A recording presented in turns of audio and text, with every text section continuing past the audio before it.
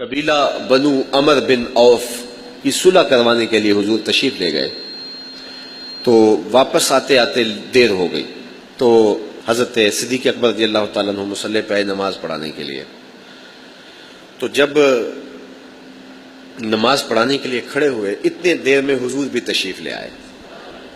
جب حضور تشریف لے آئے تو پیچھے آ کے کھڑے ہونے لگے۔ صحابہ نے دیکھا کہ حضور آگے ہیں، انہوں نے پیچھے سے لے کر کے مصلی تک راستہ خالی کر دیا۔ آج تو لوگ خیال سے نماز توڑتے ہیں نا، کیسی بدبخت بولیاں بولی گئیں، وہ کاغذ پھٹ جائیں جل جائیں جہاں یہ لکھا ہے کہ گدھے گھوڑے اور بیل کے خیال سے نماز نہیں ٹوٹتی، نبی کے خیال سے نماز ٹوٹتی ہے۔ مجھے پوچھو، یہ نماز پڑھ رہے ہیں اور نماز کے اندر راستے چھوڑ دیے، استقبال کیا اور رسول اللہ تشریف لا رہے ہیں۔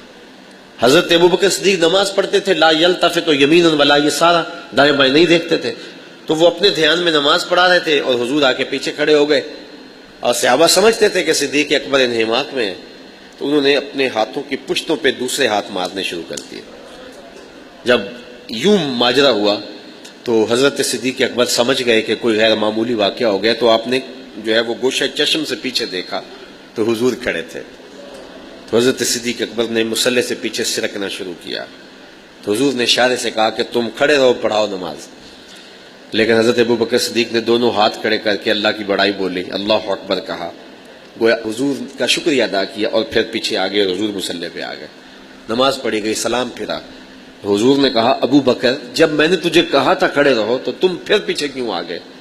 تو سنو حضرت ابوبکر نے کیا کہا رضی اللہ تعالیٰ عنہ نے، کہا حضور ابو قحافہ کے بیٹے کی جرأت کب ہوئی کہ رسول اللہ کے آگے کھڑا ہو کے نماز پڑھائے؟ ما کان لابن ابی قحافہ ان یؤم النبی صلی اللہ علیہ وسلم، یہ ابو قحافہ کے بیٹے کی جرأت کیسے ہوئی کہ رسول کریم کے آگے کھڑا ہو کے نماز پڑھائے؟ اب حالت نماز میں بھی ادب کے دامن کو ہاتھ سے نہیں چھوڑا۔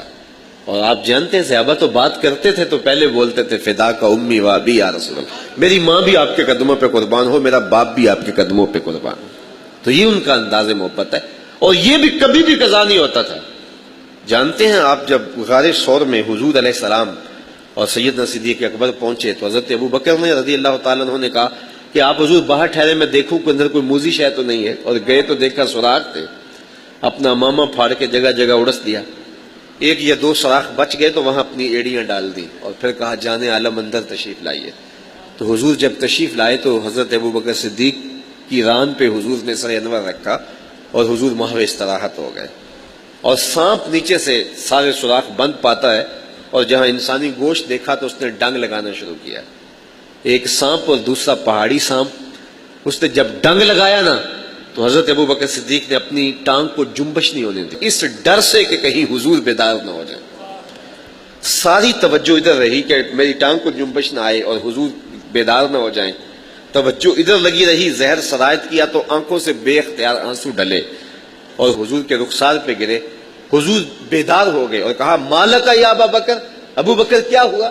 تو یہ ہنگامی حالات تھے۔ آپ کی ہمسائیگی میں شیخ الحدیث بستا ہو، بہت بڑا عالم بستا ہو، آپ کے گھر میں اچانک چور آ گھسے تو اس کو پکارنا ہو تو اسے کیا جس طرح وہ نقیب محفل پکارتا اس طرح پکاریں گے؟ حضرت علامہ مفتی قبلہ صاحب ہمارے گھر چور آ گئے، بلکہ آپ سارے ادب کے الفاظ حذف کر دیں گے۔ کیوں حذف کریں گے؟ کہ ہنگامی حالات ہیں، اور جب حالات ہنگامی ہوں تو اس وقت مختصر انداز کے اندر جو ہے وہ بات کی جاتی ہے۔ اب جب سیدنا صدیق اکبر رضی اللہ تعالیٰ عنہ کہ پاؤں پر سانپ ڈنگ پہ ڈنگ لگا رہا ہے، ہنگامی حالات تھے، حضور نے فرمایا، مالک یا ابا بکر، ابو بکر کیا ہوا؟ تو فوراً کہتے ہیں، لو دیکھ تو سانپ نے ڈس لیا، سانپ نے ڈس لیا۔ لیکن زمانے نے ایسی محبت کہیں نہیں دیکھی ہوگی جو حضور کے غلاموں نے کی ہے۔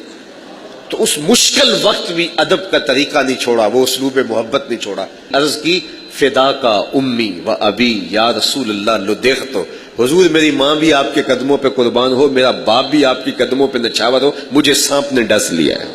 تو ان حالات کے اندر بھی تقاضۂ ادب نہیں چھوڑا۔ تو یہ ان کا ادب تھا، ان کا انداز محبت تھا حضور علیہ السلام کے ساتھ۔ تو حضور علیہ السلام کے حوالے سے ہمارا شیوہ ادب وہی ہونا چاہیے جو اصحاب رسول کا شیوہ